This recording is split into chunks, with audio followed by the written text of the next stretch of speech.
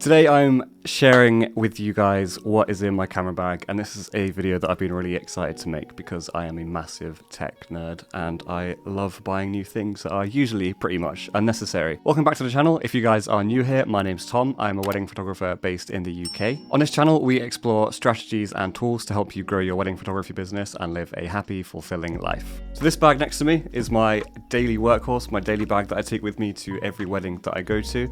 I've had it since March 2021, so it's been with me now for almost 5 years. It is absolutely indestructible, water, not proof, resistant. So the bag itself is the Lowepro Tactic 450 AW2. It's a fully modular backpack, so Lowepro make a lot of modular add-ons that you can add onto the bag. Now, one of my favorite features of this bag is the waterproof casing that it's got in the bottom. So if you simply open up the Velcro at the bottom, you get a waterproof bag that you simply pull over the front, so it then protects it from the rain, and it also makes it look a little bit less like a camera bag, so you might not be at risk of getting it nicked.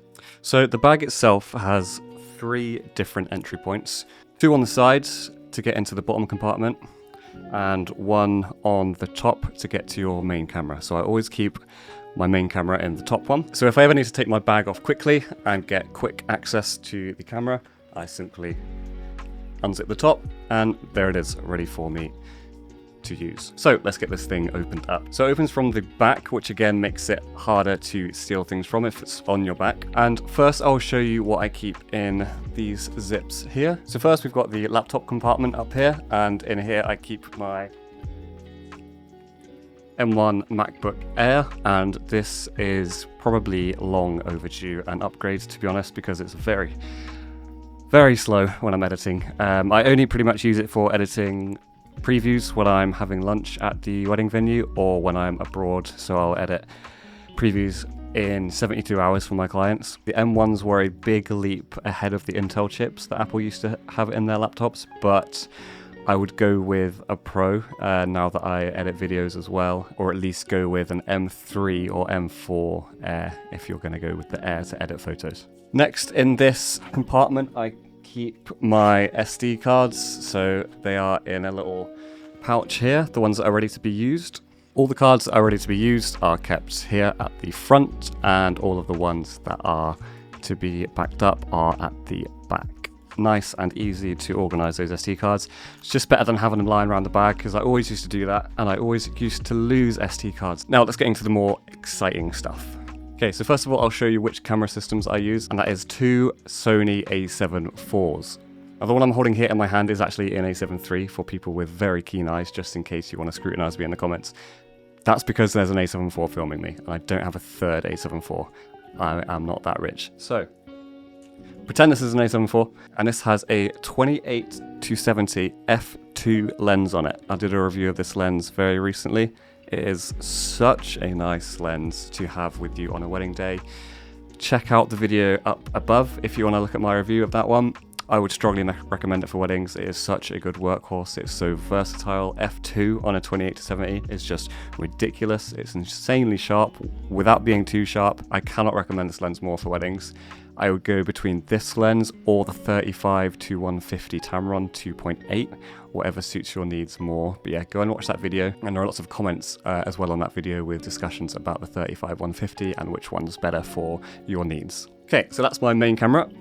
And then we also have another A7 IV. This one is actually an A7 IV with the 85mm lens on it as well. So the 85 is just for that extra reach. It's 1.8. I use this lens mainly for ceremony when I can't get too close to the couple. When I'm shooting down the aisle, for example, I use it for speeches. It's really good for getting reactions and not getting up into the face of guests at the wedding, because you know you want them to experience the speeches without a photographer in your face. If you've ever been photographed at a wedding, a lot of photographers tend to do that, and it just feels a little bit uncomfortable. So 85 gives you that extra bit of reach to survey what's in front of you, stay back a little bit, also get some nice shots with the 1.8 aperture with a really blurry background and bokeh in the background. It's all just good stuff with this lens, honestly. I've used this since I started wedding photography 6 years ago. This is one of the first lenses I bought. I think it's around £400, which is insane value. And I'm going to do a video on budget lenses very soon. So budget lenses that are under about £400 that you can get for wedding photography. I also use the A7 IVs because, very importantly, they have 2 SD card slots, which is absolutely vital to weddings because you never want an SD card to get corrupted and suddenly you lose all your client photos. It's not like a set-up event where you can just redo everything. If you lose the shots, they are gone. So always shoot on 2 SD cards. Okay, moving on. It's missing at the moment, but in this slot here, I would usually have my Tamron 17-28 f2. That's currently shooting right now. So I use that one pretty much only for the dance floor. But honestly, at the moment, I'm using pretty much only the 28-70 on the dance floor. I find that 28 is a great focal length. Preferably, I'd have 24, but if I need a wider focal length, the 17-28 is perfect. Especially when dance floors are really crowded or there's a lot of people on the dance floor. I usually go for 28 when there aren't that many people on the dance floor. It makes it look a little bit busier. When you've got that 17 and you're shooting really wide, you can see everything around you. If there aren't people on the dance floor, it looks pretty crap. I used to use light lines and light trails, so I'd put the shutter speed down to like 1/8 and do that thing where you wiggle the camera and look really weird to make it look like it's a bit busier, but I am, to be honest, quite past doing that now, but I found that 28 is pretty good. And it also pushes me to look for more unique and more heartfelt interactions when I am a little bit more zoomed in, not just spraying and praying because I know that I've got so many people in the shot. I am more purposeful with my images when I'm using the 28 on the dance floor. Okay, next, batteries and wires. So I've got USB-C to C, that's all I use now. So that will charge everything. And I've got a plug from Ugreen, which has 2 USB-C ports there, and that tucks away nicely. Then I've got my battery charger. I've had this again since I started wedding photography. It is, I never know how to say this, Ockers, no idea. But anyway, it charges 3 batteries at once, which is really nice to have. And then I have a battery for my flash. I'll show you the flash in a minute, but it's just a Godox Flash. Then I have 4 original Sony batteries for my cameras. So that's all my batteries. Now I've got a Godox V1S Flash. These things are insanely good, although the mounts at the bottom, the plastic mounts, are so well known for breaking. I bought one of these, and after a couple weeks of use, the flash started to shake on the camera, and so I actually replaced them with these little things. So I actually replaced them with a metal mount that you can just buy off eBay. It's actually really easy to change over a Godox flash mount. The difference between my old Yongnuo flash, which I had for a couple years when I started, and the Godox's was night and day. Just the softness you get from Godox is really good. And also I'll show you a little accessory which is really useful as well. So that is this little plastic cap here. What that does is soften the light, and it also makes it so it bounces around everywhere as well. So if you're not too comfortable with lighting and you want a really easy solution, I would get one of these for your Godox flash. It's magnetic as well, so it just pops on like that. I'm shocked I haven't lost one yet. It adds a little bit more softness to the light, and if you just point it up and behind your shoulder, it's going to light the subject in front of you and also not flash directly in their face. Okay, so you've seen my cameras, my lenses, my flashes, but how do I connect my camera to my body? That is with a harness. And no, this is not a moneymaker. This is from Etsy. It was £100. It is real leather and I love it to pieces. I always get compliments on this when I wear it.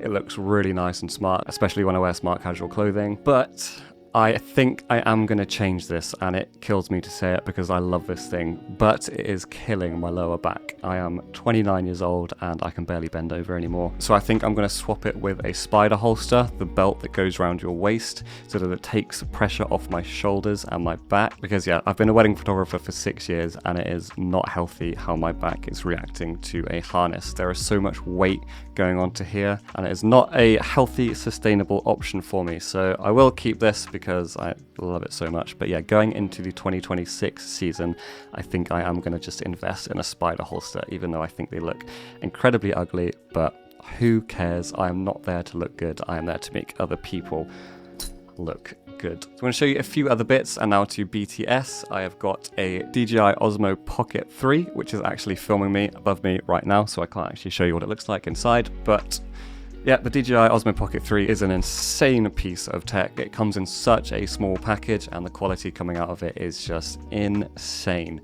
You also get a clip-on mic as well, so it's really good for vlogging if you want to get into that. But yeah, it's super small, so people don't really look at it or care if you're filming BCS with it.